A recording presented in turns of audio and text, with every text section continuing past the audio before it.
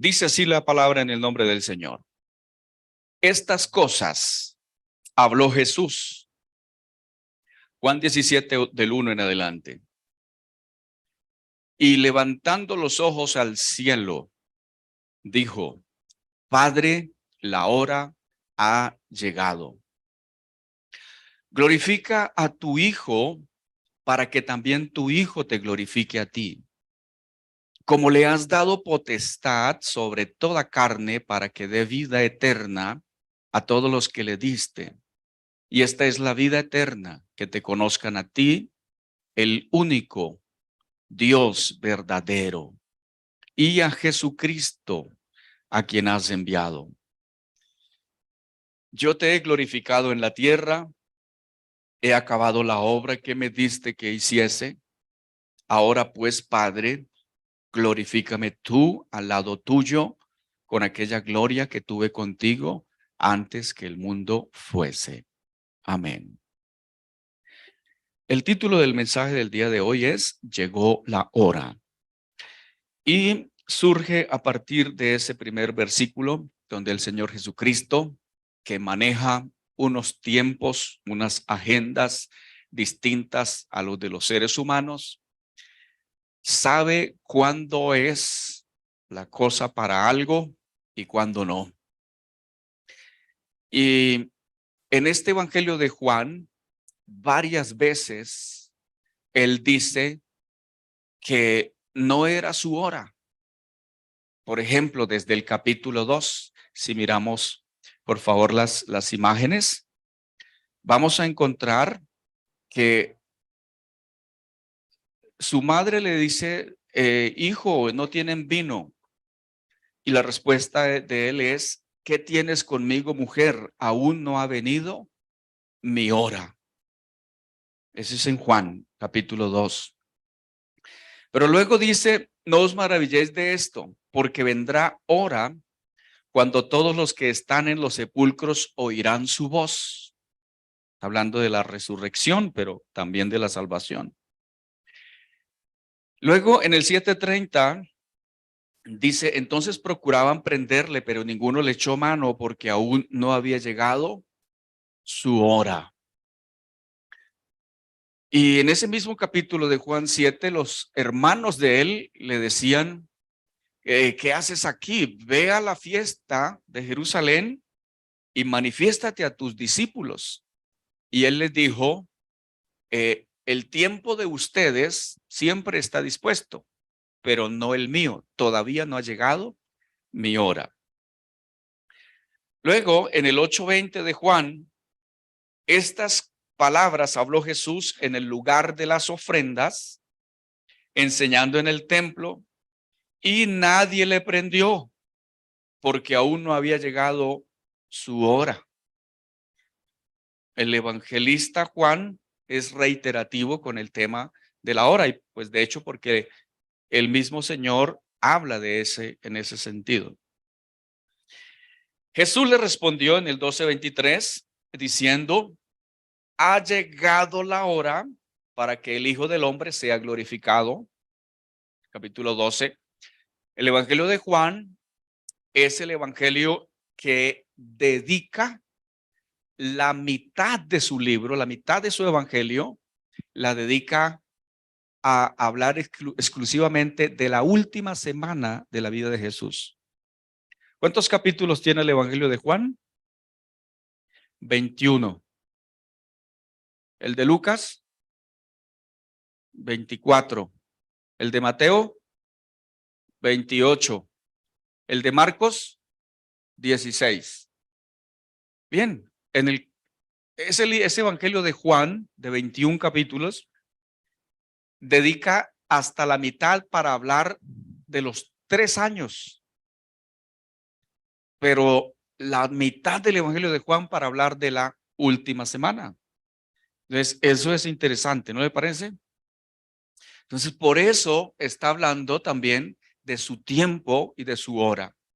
Se dedica, se enfoca va a llegar un momento en el que la hora del Señor, ¿a qué hora se refiere él? A la hora de su muerte, correcto, de su crucifixión.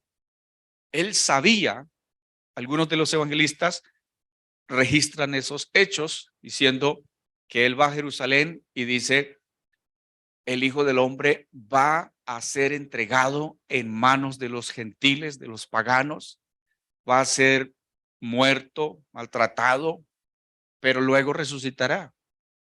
Y él anuncia 3 veces su muerte. Así que esto no es algo desconocido para él, lo sabe con anticipación. Pero ya aquí en el capítulo 12, entonces está diciendo, en este momento, sí, ya llegó la hora para que el Hijo del Hombre sea glorificado. ¿Cómo veía él la muerte? Como la más grande, peor de todas las tragedias, de acuerdo a este lenguaje. No, exacto. Va a ser el momento de ir a la gloria. Y de hecho le dice al Padre así, glorifícame con aquella gloria que tuve contigo antes que el mundo fuese. Glorifícame. Yo te he glorificado, vine e hice la tarea. He hecho la labor. Y luego dice, en el 12:27, dice, y mírelo por favor ahí en su Biblia, si usted pudiera subrayar todos estos versículos sería muy interesante porque después va a recordar. En el 12:27 va a anunciar otra vez su muerte. ¿Y qué dice? Ahora está turbada mi alma. O sea, aunque era la muerte el momento para ser glorificado, pero eso no significa que era un paseo, que era algo fácil. Todo lo contrario, va a ser algo cruel, espantoso. Casi que no caben los adjetivos para poder describir lo cruel que era la muerte por crucifixión. Así que él dice, ¿qué diré? Padre, sálvame de esta hora, mas para esto he llegado a esta hora. Padre, glorifica tu nombre. Entonces vino una voz del cielo, lo he glorificado y lo glorificaré otra vez. La multitud que estaba allí había oído la voz, decían que había sido un trueno. Otros decían, un ángel le ha hablado. Respondió Jesús y dijo, no ha venido esta voz por causa mía, sino por causa de vosotros. Ahora es el juicio de este mundo. Escucha, amados, el ahora es una hora para la muerte de Jesús, pero el ahora de la hora es también la hora del juicio, donde iba a recibir juicio Satanás, pero también el mundo. Entonces, no ha venido por causa mía, sino por vuestra. Ahora es el juicio de este mundo. Ahora el príncipe de este mundo será echado fuera. Si yo fuere levantado de la tierra, todos atraeré a mí mismo. Y decía esto dando a entender de qué muerte iba a morir. Le respondió la gente, nosotros hemos oído en la ley que el Mesías permanece para siempre. ¿Cómo pues tú dices que es necesario que el Hijo del Hombre sea levantado? ¿Quién es este Hijo de Hombre? Entonces Jesús le dijo, aún por un poco está la luz entre vosotros, andad en tanto que tenéis luz, para que no os sorprendan las tinieblas, porque el que anda en tinieblas no sabe a dónde va. Entre tanto que tenéis la luz, creed en la luz para que seáis hijos. Josefo entonces vivió en el primer y parte del segundo siglo. Era un judío. Él cuenta su historia personal. Terminó en manos de los romanos y allí él de una manera muy habilidosa procuró guardar su propia vida. Y entonces comenzó, de hecho dice aquí que él tenía 56 años de su vida cuando termina de escribir la segunda obra.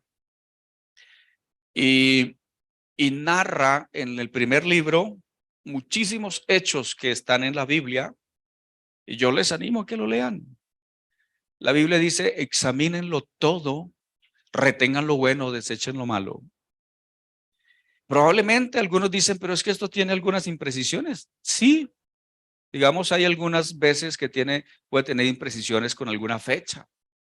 Puede haberse desviado 2 años, 3 años o con alguna cifra. Pero lo que aquí se narra es impresionante. Les dije, voy a leerles el caso de Eleazar. Es simplemente para mostrarles cómo la gente le tenía miedo a la crucifixión. Cuando ocurrió la toma de Jerusalén, eso fue en el año 70, y luego los romanos comenzaron también a tomarse todas las ciudades y lo último que ellos se tomaron fue las fortalezas. Una fortaleza que daba en la parte norte de Israel, de nombre Maqueronte. La otra quedaba en el sur, cerca al mar Muerto, se llama Masada. Sobre eso hay películas también de la toma de eso y unas cosas impresionantes. Pero acá se habla de un joven valiente llamado Eleazar que participaba en las circunciones y creaba la confusión en las filas romanas. Siempre el último en retirarse, se quedó solo fuera de las puertas tras una de las batallas, conversando con algunos amigos en las murallas. Repentinamente, un egipcio llamado Rufo, que estaba sirviendo en el ejército romano, se precipitó por detrás de Eleazar, lo arrebató con armadura y todo, y logró llevárselo al campamento romano.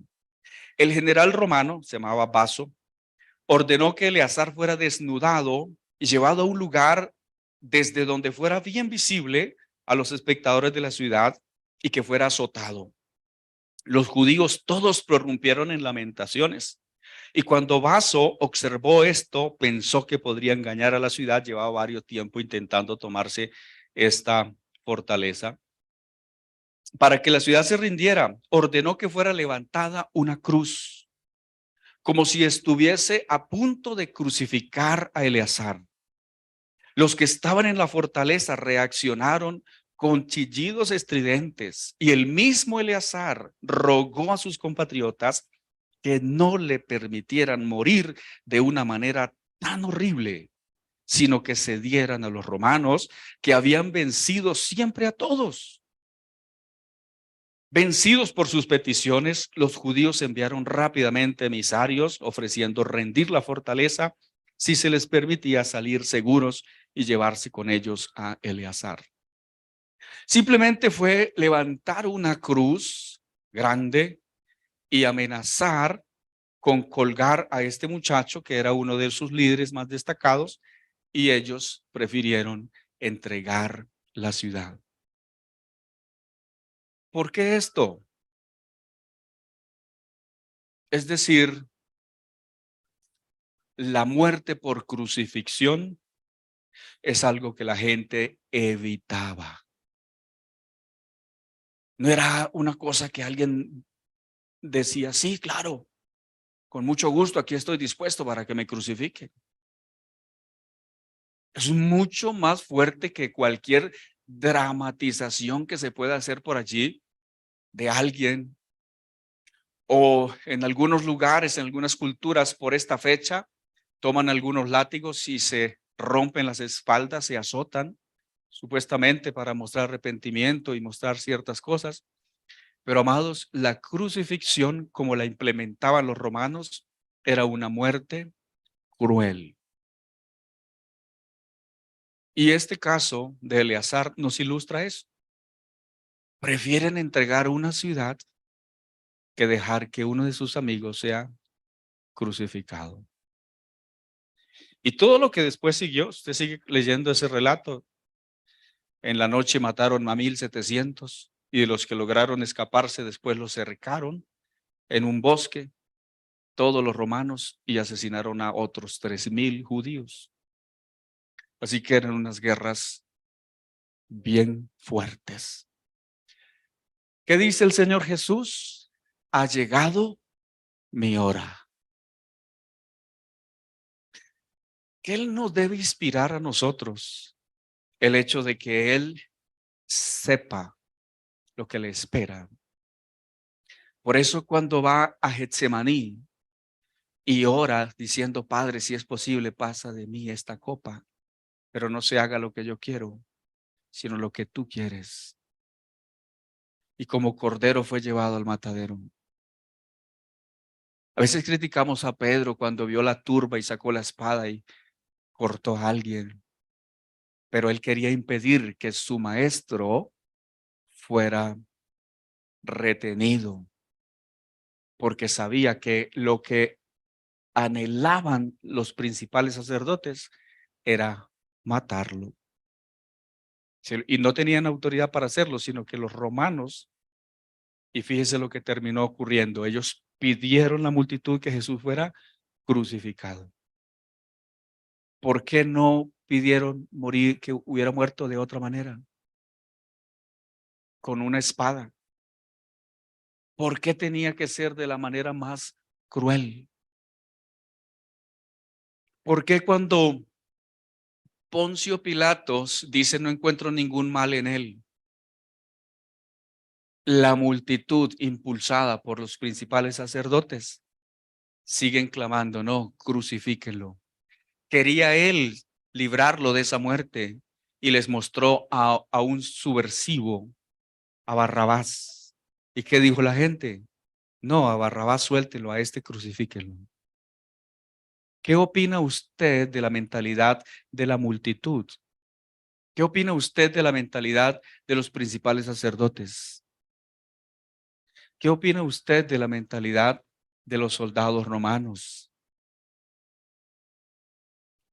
Si usted tuviera la oportunidad de ser un juez ubicado en una posición, no sé, una corte penal internacional, ¿cuál sería su veredicto para aquellos sumos sacerdotes, para aquel pueblo? ¿Qué diría usted?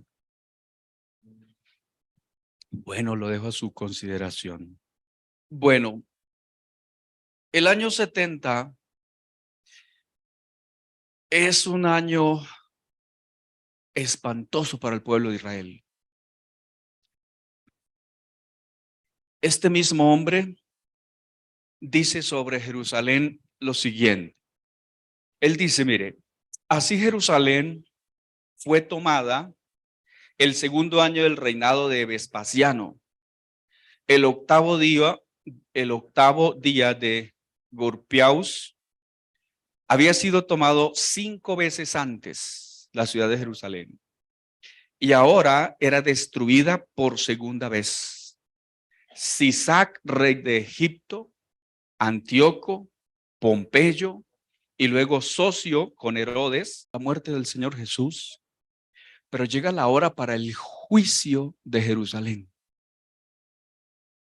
Jesús les había dicho que la ciudad iba a ser destruida. ¿Les había dicho o no? ¿Sí? ¿Dónde? Lucas 19:41. Mire, cuando llegó cerca de la ciudad, al verla, ¿qué hizo cuando llegó cerca de la ciudad al verla? Versículo 41 de Lucas 19. Lloró. ¿Cuántas veces dice la Biblia que Jesús lloró? Con la muerte de su amigo Lázaro y esta vez. ¿Por qué lloraría él? El Hijo de Dios. Mire lo que él dice y la razón por la que él llora sobre Jerusalén, diciendo, oh, si también tú conocieses, a lo menos en este tu día, lo que es para tu paz, mas ahora está encubierto de tus ojos. Oiga, porque vendrán días sobre ti cuando tus enemigos te rodearán con vallado. A Jerusalén la iban a sitiar, la iban a cercar. ¿Para qué? Para impedir que alguien entrara o saliera. Y te sitiarán y por todas partes te estrecharán.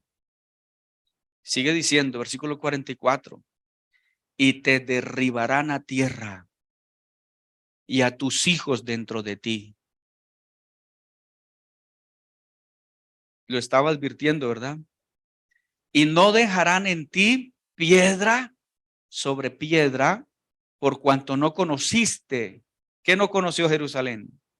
El tiempo de tu visitación. Por eso cuando llega la hora en la que el Señor, si Él asume con valentía, con amor, y va a la cruz dando su propia vida, pero está diciendo, mire, va a llegar un día para esta ciudad. Él está viviendo, póngale que ese sea el año 36, más o menos. Y él dice en su mensaje, no pasará esta generación hasta que esto acontezca. ¿Cuánto tiempo era una generación? 40 años. Así que eso precisamente es lo que va a ocurrir. Y cuando llegan los romanos y el general Tito Vespasiano, estaban varias legiones. La legión 10ª, que después dice el mismo testigo, bajaron a Egipto, porque la otra legión, la 12ª, había sido exterminada en otra batalla. Pero estos soldados sitiaron a Jerusalén. Y cuando hay el sitio de una ciudad, entonces lo que va a ocurrir, imagínese usted, si alguien no puede ni entrar ni salir, ¿qué comienza a ocurrir a los que están dentro? El hambre. Ese es el jinete del Apocalipsis. Uno, mis amados, de esos jinetes de la muerte del Apocalipsis es la guerra. Pero otro, después de la guerra, viene el hambre. Y frente a la cantidad de personas y de cadáveres, porque literal, la gente empezó a morirse, y lo que dice este historiador era insoportable el hedor dentro de la ciudad. La única manera que ellos encontraban para aliviarse era arrojar los cuerpos por encima del muro, y estallaban al caer. Y lo único que sobrevolaba Jerusalén eran las aves de rapiña y humo en algunos casos. La gente dentro, los más fuertes, armaban grupos de vándalos, de saqueos, y empezaban a robar a los otros. No había ninguna autoridad que detuviera eso. Asesinaban, violentaban. Imagínese usted los horrores más espeluznantes. Sin misericordia. Sin misericordia. Mire otro pasaje que advirtió el Señor Jesús. Otro pasaje de la Escritura donde Él dice lo que iba a ocurrir, pero no le prestaron atención. Algunos pensaron que estaba exagerando un poco. En Mateo, capítulo 21. Oído otra parábola, versículo 33. Hubo un hombre, padre de familia, el cual plantó una viña, la cercó de vallado, cavó en ella un lagar, edificó una torre y la arrendó a unos labradores, y se fue lejos. Y cuando se acercó el tiempo de los frutos, envió sus siervos a los labradores para que recibieran sus frutos. Mas los labradores, tomando a los siervos, a uno golpearon, a otro mataron y a otro apedrearon. Envió de nuevo otros siervos, más que los primeros, e hicieron con ellos de la misma manera. Finalmente les envió a su hijo, diciendo: tendrán respeto a mi hijo. Mas los labradores, cuando vieron al hijo, dijeron entre sí: este es el heredero, venid, matémosle y apoderémonos de su heredad. Y tomándole, le echaron fuera de la viña y le mataron. Ahí está, ahí cuenta la parábola el Señor. Y luego preguntan: cuando venga pues el Señor de la viña, la preguntica es: ¿qué hará a aquellos labradores? ¿Y a quién se estaba refiriendo con los labradores? A su pueblo de Israel y a Jerusalén. Entonces ahí está la respuesta, el versículo 41. Le dijeron, a los malos destruirá. ¿De qué manera? Sin misericordia. ¿Y qué hará probablemente? Arrendará su viña a otros labradores que le paguen el fruto a su tiempo. Jesús le dijo, ¿nunca leíste en la escritura? La piedra que desecharon los edificadores ha venido a ser la cabeza del ángulo. El Señor ha hecho esto y es cosa maravillosa a nuestros ojos. Por tanto os digo que el reino de Dios será quitado de vosotros y será dado a gente que produzca los frutos de él. Y el que cayere sobre esta piedra será quebrantado y sobre quien ella cayere le desmenuzará. Y los que estaban escuchando estas parábolas, los principales sacerdotes y los fariseos, ¿qué pasó con ellos? Entendieron que hablaba de ellos, pero al buscar cómo echarle mano, le tenían miedo al pueblo porque le tenían por profeta. Entonces, amados, ¿qué le hará cuando venga el Señor? Entonces, leo algo de lo que aquí ocurre y lo que dice el autor Eusebio de Cesarea o Eusebio de Palestina, dicen otros, lo que él cuenta acerca del hambre que angustió a los judíos. Toma pues entre tus manos el libro quinto de las guerras de los judíos de Josefo, o sea, se está refiriendo a este, y lee la tragedia que sucedió entonces. Para los ricos, quedarse significaba la perdición, pues con la excusa de deserción mataban a cualquiera por causa de sus bienes. Con el hambre crecía también la demencia de los rebeldes y cada día ambas se enardecían terriblemente. El trigo no era visible en lugar alguno, pero ellos se lanzaban dentro de las casas y la registraban. Cuando lo encontraban, los maltrataban por haber negado. Pero si no lo hallaban, los atormentaban por haberlo escondido con tanta precaución. La evidencia de tener o no tener eran los cuerpos de los desafortunados. Los que todavía se mantenían en pie daban la impresión de poseer gran cantidad de alimentos. Sin embargo, los que ya estaban consumidos los dejaban, pues creían que no era lógico matar a los que estaban ya a punto de morirse por la necesidad. Muchos cambiaban furtivamente sus posesiones por una medida de trigo.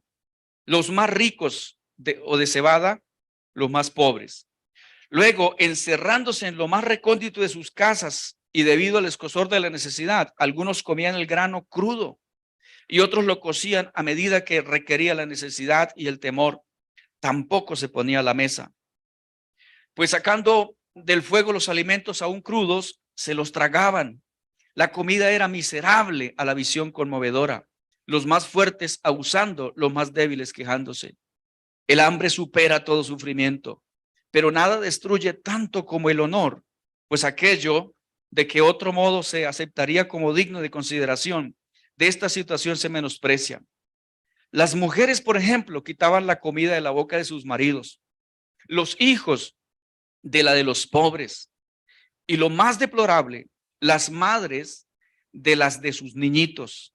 Y a pesar de que los seres más queridos se iban acabando entre sus manos, ningún tropiezo existía para llevar las últimas gotas de vida. Y aunque comían de ese modo, no pasaba desapercibido, y los rebeldes en todo lugar se cansaban sobre sus presas. En el momento que observaban una casa cerrada, era indicio de que los que se hallaban en el interior estaban provistos de alimentos, y enseguida, cargándose las puertas, arremetían hacia adentro, y únicamente les quedaba aferrarse a las gargantas para sacarles el bocado. Azotaban a los ancianos que retenían los alimentos, y a las mujeres que ocultaban entre sus manos lo que les quedaba, les arrancaban la cabellera. No existía la compasión ni para los ancianos ni para los niños, sino que alzando a los niños que no soltaban su bocado, los lanzaban contra el suelo. Pero aún eran más inhumanos con aquellos que anticipaban su llegada y se habían tragado lo que ellos les iban a arrebatar, pues se consideraban agraviados. Y allí dice que también estaban algunos con legumbres, otros comían pajas secas y se arrastraban buscando encontrar alguna clase de alimento. Y no les leo unas cosas que dice que son muy feas. Pero paso a esto para no torturarles con estas descripciones, mis hermanos. Los niños y los jóvenes hinchados como sombras pasaban por las plazas y caían donde les sobrevenía el dolor. Los enfermos eran incapaces de sepultar a sus familiares y los que podían se negaban por la gran cantidad de cadáveres y su propio destino dudoso. Muchos caían sin vida al lado de los que acababan de enterrar, mientras que otros muchos se dirigían a sus sepulcros antes de que la necesidad lo prescribiera. Tremendo, ¿no? En todas estas desgracias no había canto fúnebre, tampoco lamentaciones. En su lugar, el hambre censuraba el sufrimiento y los que morían observaban con ojos secos a los que les habían precedido en la muerte. Un profundo silencio y una noche colmada de muerte encerraba a esta ciudad. Pero lo más terrible eran los ladrones, y sigue hablando, y luego los rebeldes, después de estas cosas, etcétera, etcétera. Y avanzo y me quiero solo contarles la historia de la señora María.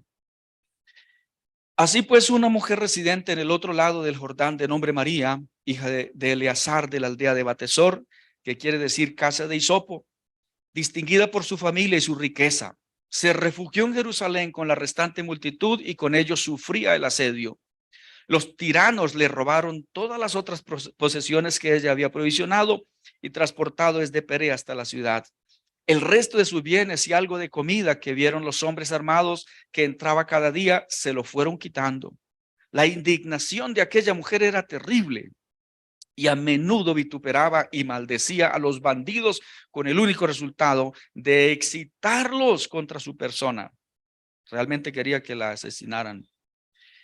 Y como fuere que nadie la mataba, exasperados o compadecidos y fatigada de buscar alimentos para otros, pues de todos modos ya era imposible buscar, oprimiéndole el hambre, las entrañas y la médula, y más enfurecida que hambrienta, se hizo de la ira y de la necesidad como consejeros, apresuró contra la naturaleza y, agarrando a su hijo de pecho, dijo: desventurada criatura, en la guerra, en el hambre y en la revuelta, ¿para quién te cuidaré?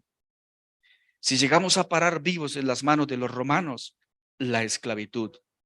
Pero el hambre llega antes que la esclavitud y los rebeldes son más terribles que ambas opciones. Venga pues, sé mi alimento. La maldición de los rebeldes y un mito para el mundo. Lo único que faltaba a la desgracia de los judíos. Mientras decía esto, mató a su hijo, luego lo asó y se comió una mitad, pero el resto lo ocultó. Al punto acudieron los rebeldes y notaron el olor del malvado sacrificio. La amenazaron con degollarla inmediatamente si no les indicaba lo que había preparado. Ella, respondiéndole que para ellos guardaba una bella porción, les descubrió lo que había quedado de su hijo.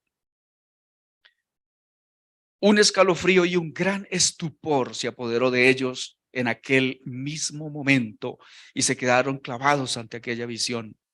Pero ella les dijo: es mi hijo, mi obra, comed pues, yo también me he alimentado. No seáis más débiles que una mujer, ni más compasivos que una madre. Pero si vosotros sois piadosos y no aceptáis mi sacrificio, yo ya comí en vuestro lugar, el resto quede también para mí. Después de estos acontecimientos, ellos salieron temblando. Fue la única vez que le tuvieron miedo, y de mala gana dejaron para la madre semejante alimento. Inmediatamente la ciudad fue llena de repugnancia. Cada cual se estremecía cuando se imaginaban como suyo aquel crimen. Amados, algo debe pasar en el corazón cuando uno lee estas cosas, ¿verdad? porque es fuerte. Y son las cosas que uno dice, bueno, nosotros acabamos de salir de una pandemia, pero a todas estas en esta pandemia nos fue bien.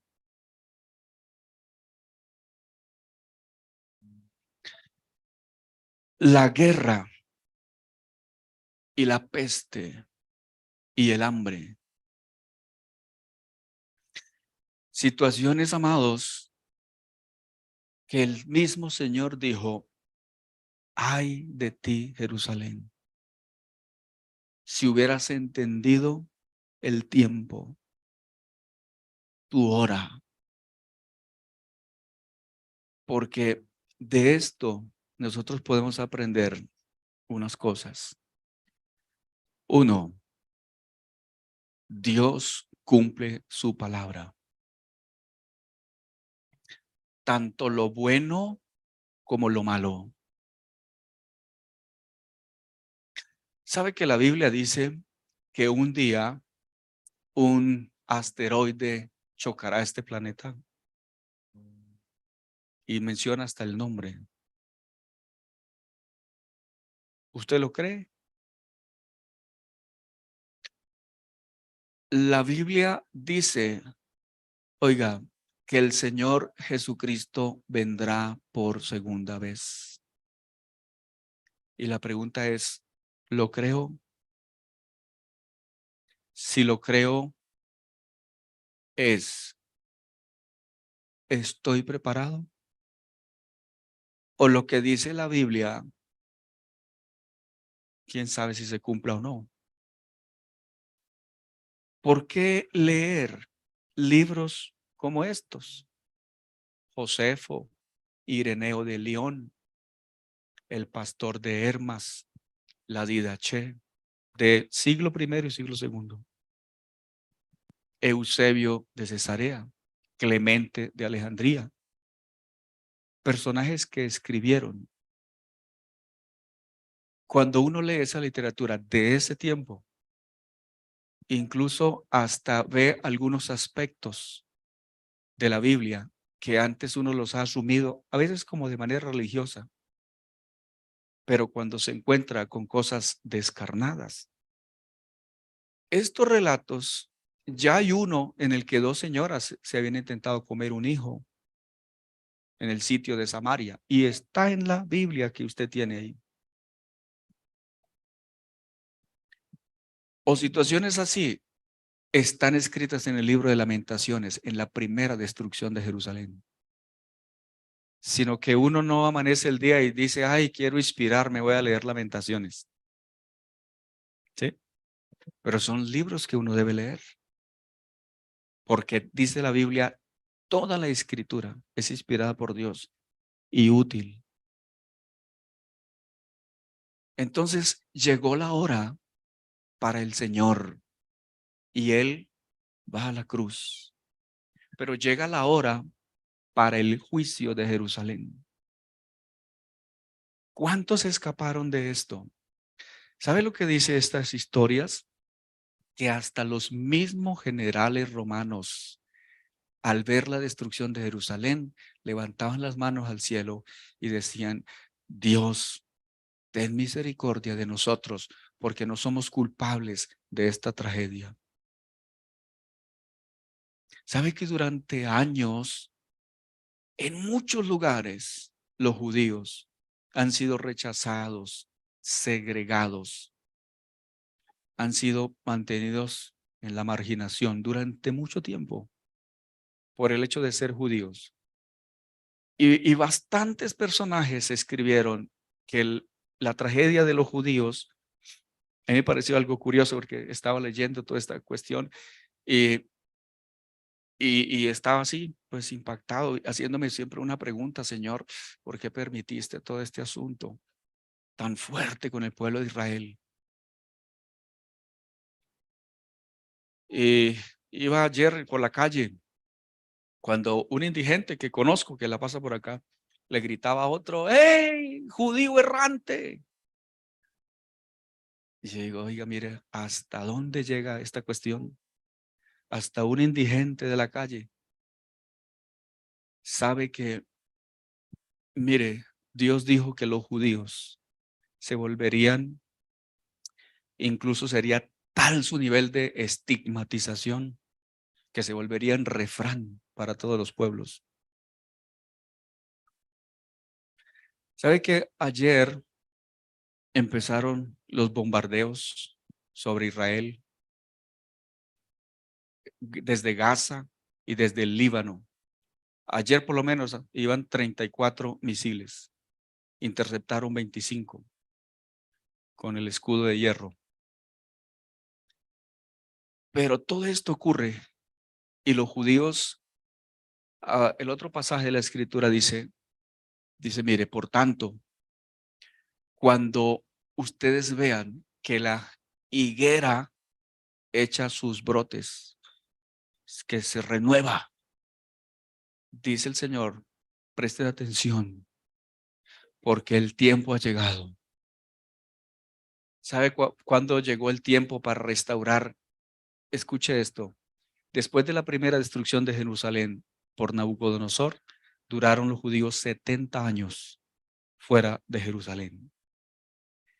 Pero luego de que mataron al Hijo de Dios, y cuando se lavaba las manos Pilatos, y él dijo, yo soy inocente de la sangre de este hombre, los sumos sacerdotes, los principales sacerdotes dijeron, su sangre sea sobre nosotros y sobre nuestros hijos.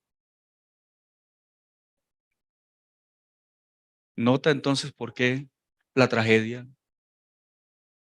Porque una persona piensa que abrir la boca y decir cualquier babosada, y eso no le va a generar consecuencias. Y desde esa deportación y desde esa destrucción de Jerusalén, ya no fueron 70 años, fueron 19 siglos errantes y sin tierra, hasta el 6 de mayo de 1948. Y cuando ellos van a retornar, ¿sabe con lo que se encuentran? O sea, el holocausto de Hitler. Las narraciones de Ana Frank, en el diario de Ana Frank, que narra sus dolores, sus tristezas, escondiéndose de los nazis. Pero eso en parte, bueno, se queda corto con lo que cuenta Josefo y Eusebio sobre lo que pasó en Jerusalén en aquella ocasión. Un verdadero holocausto. Terrible. Y uno lo que dice es, ¿por qué a este pueblo le ha pasado todo esto? ¿Por qué? Amados, Dios hizo un pacto con ellos en Sinaí y ellos dijeron, allí con la sangre del cordero, nosotros cumpliremos. Y lo que estamos diciendo aquí en la parábola del Señor Jesús es, por tanto, el reino será quitado y será dado a alguien que cumpla los frutos de él. Mire, la iglesia, nosotros ahora somos responsables porque el reino de Dios nos ha sido dado. Hijos, les doy este reino, el reino de Dios. Usted y yo empezamos a ser parte del reino de Dios cuando nacimos de nuevo, aceptando y recibiendo a Jesucristo como nuestro Señor y Salvador. Pero amados, tenemos que permanecer siendo fieles al Señor, porque la última parte es la pregunta, ¿cuál es tu hora? Para venir al encuentro de tu Dios. Él dijo, del día y de la hora nadie sabe, ni aun los ángeles de los cielos, sino solo mi Padre. Mas como en los días de Noé, así será la venida del Hijo del Hombre. Hay una hora para nosotros como iglesia, una hora para estar en el encuentro de nuestro Dios. ¿Cuál es tu hora? Para el que no es cristiano, hoy es el día de salvación. El apóstol Pablo escribió, pues Dios dice, en el momento preciso te oí, en el día de salvación te ayudé. Efectivamente, el momento preciso es ahora. Hoy es el día de salvación. 2 Corintios 6:2. En Romanos 2:3, para algunas personas que andan desprevenidas en este mundo y algunos solo se congregan los Viernes Santos y el resto de los días del año completamente indiferentes o desconocidos de las cosas de Dios. Así como les dije, amados, si Dios disciplina a su pueblo, Dios disciplina a su pueblo. La pregunta que hace el apóstol Pablo a los romanos en el capítulo 2, en el versículo 4, el versículo 3, ¿piensas, oh hombre, tú que condenas a los que practican tales cosas y haces lo mismo, que escaparás al juicio de Dios? Hay gente que es grosera con Dios, que es blasfema con Dios. Hay gente que insulta a Dios. Pero amados, hay que tener temor a Dios. Porque vuelvo y digo, lo que Él dijo que haría, lo hará. Los testigos de Jehová no pueden soportar la idea de que exista un infierno.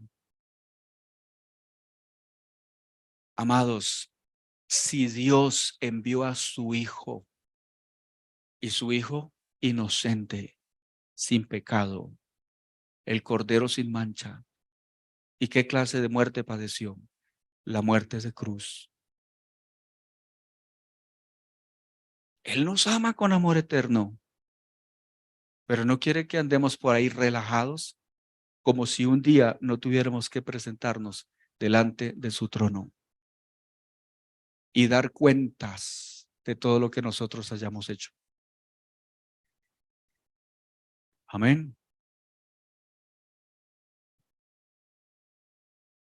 Oremos a Dios. Bendito sea tu nombre, Señor. Hoy es día de salvación. Hoy es día de arrepentimiento. Hoy es día de paz. Hoy es día, Señor, de caminar contigo, de entender y de reconocer, Señor, que tus juicios son justos y son verdaderos.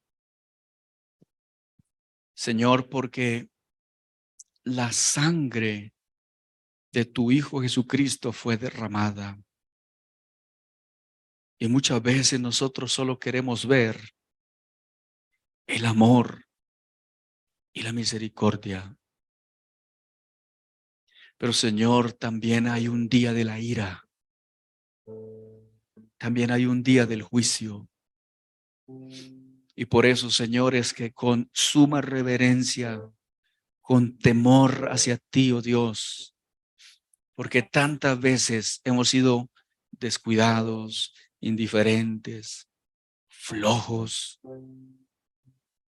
Y por eso, Señor, te pedimos perdón, porque tú vienes buscando a una iglesia que es santa y que es sin mancha y que es sin contaminación. Señor, gracias. Que el sacrificio, Señor, que tú hiciste en la cruz, que podamos ver este sacrificio, Señor, y apreciar lo que hiciste por amor de nosotros. En el nombre de Jesús. Volvamos a los pies de la cruz, la fuente de la verdadera teología. Aún en la brutalidad física, la fealdad estética, la confusión conceptual y espiritual que supone la crucifixión de Cristo, encontramos una confirmación de la presencia y la acción de Dios en este mundo desconcertante, inquietante, a menudo abrumador. Del mismo modo en que Dios habló a Job desde el torbellino, Dios nos habla desde la cruz para proclamar su presencia. Él está totalmente presente en esta escena desgarradora de desesperanza, de impotencia. Incluso si nos resulta difícil explicarlo por medio de cualquier categoría humana. Pero ahí tú estás, Señor. Dios, que en este día en el que el mundo mira hacia el crucificado, hacia la cruz, que podamos, Señor, nosotros ser los primeros en honrarte, en agradecerte, en escudriñar bien nuestros caminos, para verte a ti, Señor, para contemplar tu obra en el nombre de Jesús. Si tú hoy de alguna manera sientes que necesitas pedirle perdón a Dios, ahí donde estás, pon la mano en tu corazón, repite conmigo esta oración y dile: mi Señor y mi Dios, hoy reconozco que te he ofendido, que he sido descuidado, que he pecado contra ti, que he sido frío espiritualmente o he tenido tibieza en mi corazón. Por eso hoy me arrepiento y me vuelvo a ti, porque la obra de la cruz del Calvario, que tú ganaste, la paz, la libertad, la sanidad, la salvación, la restauración para mí. Hoy, Señor, yo la acepto, hoy la recibo en el nombre de Jesús de Nazaret. Quiero, Señor, caminar contigo. Quiero hacer tu voluntad. Háblale al Señor. Dile a Él con tu oración: Dios mío, perdóname, límpiame. Señor, purifícame. Haz una obra en mi vida. Señor, trata conmigo. Si necesitas disciplinarme, hazlo, Señor, porque quiero ser procesado por ti, Señor, para que tú seas formado en mi vida, en mis pensamientos, en mi carácter, en el nombre de Jesús. Ahí donde estás, te pido que te pongas de pie, levantes tus manos al Señor por un momento, agradécele a Dios, levanta Él tu oración, dile: Señor, gracias, gracias por enviar a tu Hijo a morir por mí. Gracias por ir a la cruz en mi lugar, donde yo debería ir. Tú fuiste por mí para salvarme, Señor. Gracias te doy. Te entrego mi vida. Dile al Señor: te entrego mi vida. Úsala para ti, Señor. Úsala para ti, oh Dios. Gracias por darme talentos. Gracias por poner capacidades y habilidades en mi vida. Quiero caminar de tu mano todos los días de mi vida sin apartarme de ti. Quiero hacer tu voluntad. Quiero ser tu hijo y vivir como tal. Quiero ser lleno de tu Espíritu Santo y que mi nombre esté escrito en el libro de la vida. Habla con Dios y dile: Señor, yo te amo. Tú eres lo más grande para mi vida. Eres lo más especial para mí, Señor. Yo te amo. Yo te adoro, Señor. Gracias. Quiero caminar tomado de tu mano. Gracias, Señor, porque esta es la hora, es mi hora de salvación, es mi hora de consagración, es mi hora de entregar todo lo que soy para ti, Señor. Gracias en el nombre de Jesús. Si tienes, Señor, que sacudirme, hazlo, Dios mío, pero quiero ser tu hijo y caminar contigo en el nombre de Jesús, en el nombre de Jesús. Gracias, Señor. Gracias, Dios. Oh, te adoro, Padre. Abraza al que está a tu lado, bendícelo, ora por él por un momento. Dile: Señor, dale fuerzas a tu hijo, fortalece la fe de tu hija, llena, Señor, con tu presencia, su vida, su hogar, su familia.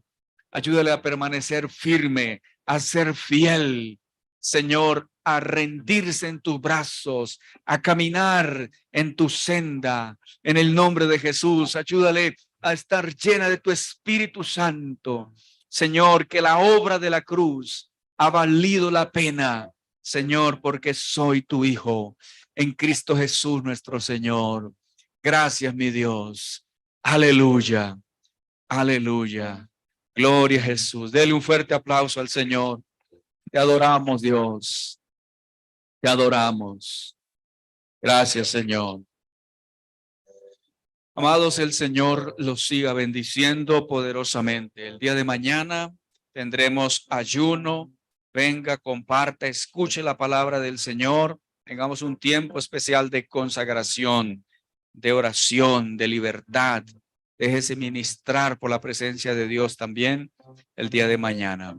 Muchas bendiciones a todos. El día domingo también a las 9 estaremos